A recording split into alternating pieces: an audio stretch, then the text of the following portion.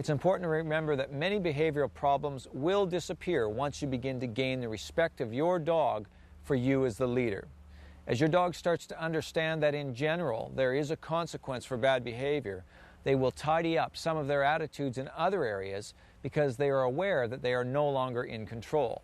As well, your dog will gain more freedom and exercise as they begin to listen to you. This will help iron out certain problem behavior because there is not as much pent-up energy in the dog. We try our best to make corrections as the dog is in the act of improper behavior, but there are times when it is appropriate to correct after the fact.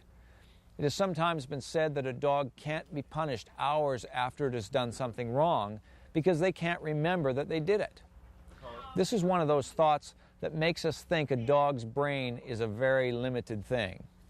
I always examine statements like these to see if there is any truth to them. Now, if I walked up to a strange dog and gave it a piece of tasty meat and met the dog the next day, that dog would remember me.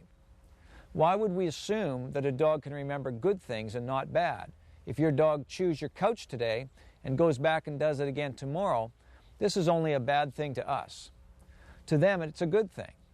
If you discipline the dog for chewing the couch and leave the house the next day, when you return, you may notice the dog is looking all sheepish. They are showing you by their body language that they know what they have done, and they are aware of how you feel about it and know the discipline that is coming. The reason they went back and chewed it, though, was because they were enjoying doing it, and the desire to chew was stronger than the desire to avoid your correction. No matter what it is, when the correction level becomes consistently uncomfortable to the dog, they will stop doing it. If there was a tasty piece of aromatic meat on the floor that was so hot they burned themselves trying to pick it up, they would drop it. Now, if the meat never cooled off, the dog would quickly learn that as good as it smelled and as strongly as they desired it, there would be no point in continuing to try to eat it.